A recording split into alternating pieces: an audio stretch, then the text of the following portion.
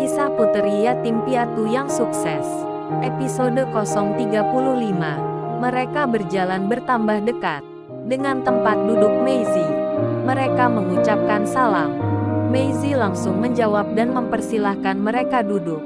Sebenarnya Maisie masih muak melihat tamunya itu, karena ia masih ingat mereka yang mempermalukannya di acara reuni kemarin. Tetapi Maisie menahan rasa amarah. Ia bersikap biasa-biasa saja. Namun Maisie tetap memanggil asisten rumah tangganya untuk mengantar minuman.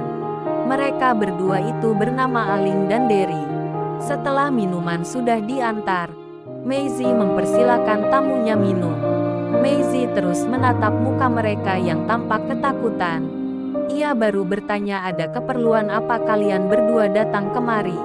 Derry langsung menjawab, kami berdua mau minta maaf dengan kejadian kemarin. Kami berdua menyadari bahwa kami salah, dan juga kami hanya terprovokasi dengan teman-teman. Maisie diam saja. Ia hanya menarik napas dalam-dalam. Maisie hanya menjawab, kalian tidak ada yang salah. Hanya saya yang pantas kalian hina. Ini buat pelajaran saya ke depannya. Aling dan Derry hanya menundukkan kepala saja. Mereka tidak berani menatap mata Maisie, karena mereka sadar kalau di tempat mereka kerja, Maisie adalah bos mereka.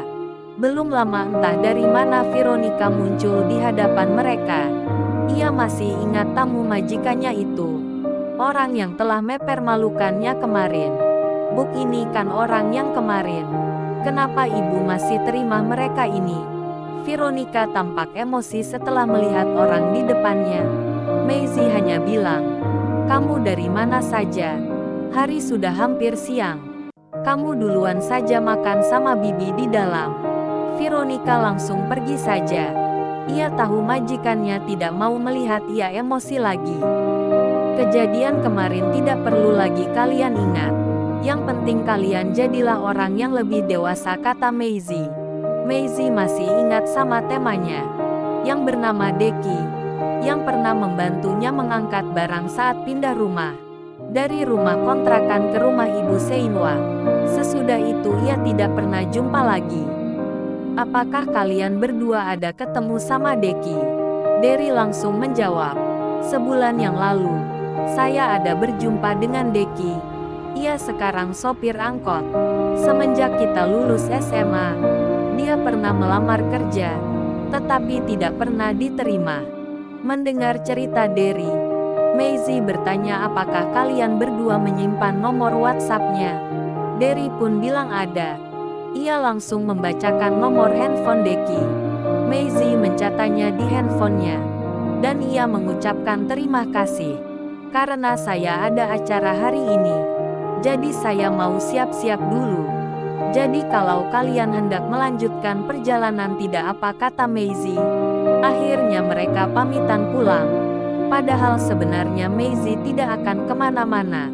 Melihat tamunya sudah pulang, Maisie masuk ke rumah. Ia terkejut melihat Brand sudah ada di dalam. Maisie bilang, kenapa tidak memanggil kalau sudah lama menunggu? Kamu masih ada tamu, jawab Brand. Mereka berdua membicarakan masalah rencana hari pernikahan mereka sebulan lagi. Maisie sudah lama ingin melepas masa lajangnya, karena ia merasa usianya sudah dewasa. Sekarang ia sudah berusia 28 tahun, sedangkan Brand sudah masuk 30 tahun. Mereka hanya beda 2 tahun. Karena hari ini, hari libur, Brand mengajak Maisie untuk bersantai di pinggir pantai, karena merasa suntuk diam di rumah. Apalagi setiap hari berangkat ke kantor. Maisie merasa senang. Mereka akhirnya berangkat sekarang, karena pantai hendak dituju lumayan jauh. Tetapi di sana bagus suasananya. Perbukitan hijau dan berdekatan dengan pantai. Dalam perjalanan mereka melewati banyak pohon hijau di kiri kanan jalan sebelum tiba di pantai. Selama 1 jam mereka di perjalanan, akhirnya mereka tiba juga di tempat yang dituju. Mereka duduk di pinggir pantai yang telah tersedia buat pengunjung. Tidak terasa hari sudah sore. Air laut sudah tampak berwarna kekuningan karena pantulan sinar matahari. Sepasang kekasih itu memutuskan untuk pulang sebelum hari malam tiba. Dalam perjalanan menuju pulang, mereka terfokus menuju rumah. Tidak ada lagi rencana lain mau kemana, karena hari sudah hampir malam. Tidak terlalu lama mereka sudah tiba di rumah. Karena di perjalanan sepi kendaraan, Brand minta untuk langsung pulang setelah mengantar Maisie. Malam itu, karena belum hendak tidur, Maisie mencoba menelpon nomornya Deki. Tidak begitu lama teleponnya langsung diterima. Deki bertanya ini siapa? Karena nomornya tanpa nama, Maisie belum menjawab pertanyaan Deki. Ia langsung bertanya benarkah Anda Deki? Ia jawab Deki. Saya Maisie. Masih ingatkah? Apa kabar Maisie? Kok tidak ada kabarnya? Emangnya kemana kamu? Saya masih di sini saja kata Maisie. Mereka bercerita panjang lebar, penuh canda tawa. Pada akhirnya Maisie bertanya, kamu sekarang kerja di mana? Deki pun menceritakan seperti yang pernah ia ceritakan sama Derry. Jadi kamu mau kerja di perusahaan atau masih tetap sopir angkot? Tanya Maisie. Maunya kerja Maze. Daripada sopir angkot penghasilan tidak jelas. Besok sore kamu datang ke alamat ini sebelum pukul 16. Oke kalau begitu, kita tutup dulu teleponnya kata Maisie. Selesai menelpon Deki, ia langsung tidur karena masih terasa capek. Hari sudah pagi.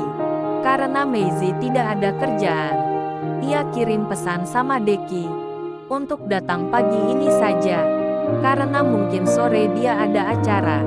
Kebetulan Deki lagi di jalan nyopir angkot. Ia langsung menuju alamat yang dikasih Maisie semalam. Setelah tiba di depan pintu gerbang, Deki bertanya dalam hati, benar tidak alamat yang dimaksud ini? Karena ia melihat komplek perumahan elit semua. Ia mencoba menelpon Maisie. Belum sempat diterima oleh Maisie. Pintu gerbang pun terbuka dan mempersilakan Derry masuk.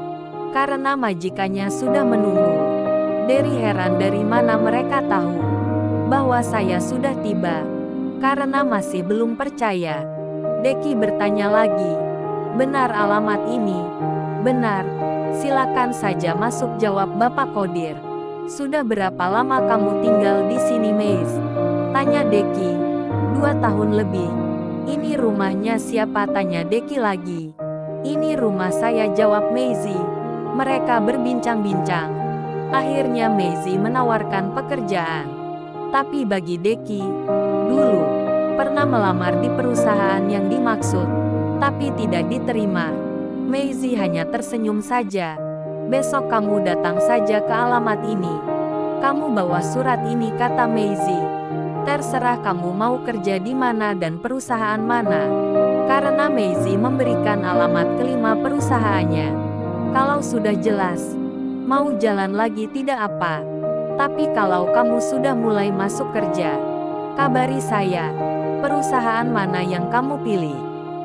Dengan kehidupan yang telah berubah, walaupun apa yang ia inginkan bisa terpenuhi, namun Maisie tetap memilih hidup sederhana dan rendah hati. Karena ia mengenang hidup masa lalunya yang begitu pahit. Semenjak ditinggal kedua orang tuanya, dengan kesederhanaannya, hingga teman-temannya tidak menyangka bahwa ia telah sukses. Suatu ketika ia mengajak Veronica, sopir pribadinya untuk berkunjung ke salah satu kantor cabang. Setiap ia akan berkunjung tidak pernah memberi informasi terlebih dahulu. Ia selalu berkunjung dengan tiba-tiba. Setelah mereka berdua tiba di lobi kantor, Maisie mengucapkan salam dan langsung masuk. Ia menuju ruangan di mana biasa dijadikan tempat menerima tamu. Saat mereka berdua masuk, Bapak direksi sudah menunggu di ruangan itu. Karena biasa kalau ia berkunjung selalu istirahat dulu di ruangan tersebut. Tidak banyak cerita, Maisie menanyakan kepada Bapak direksi, di mana ruangan kepala bagian protokoler. Akhirnya mereka diantar ke ruangan yang ditanyakan oleh Maisie.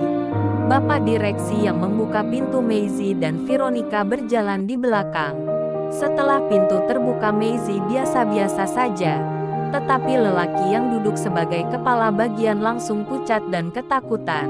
Setelah melihat Maisie masuk ruangannya didampingi oleh Bapak direksi, Maisie langsung saja mendekatinya. Tetapi Maisie tidak banyak tanya. Setelah ia melihat semua pegawai di ruangan itu, ia langsung keluar lagi.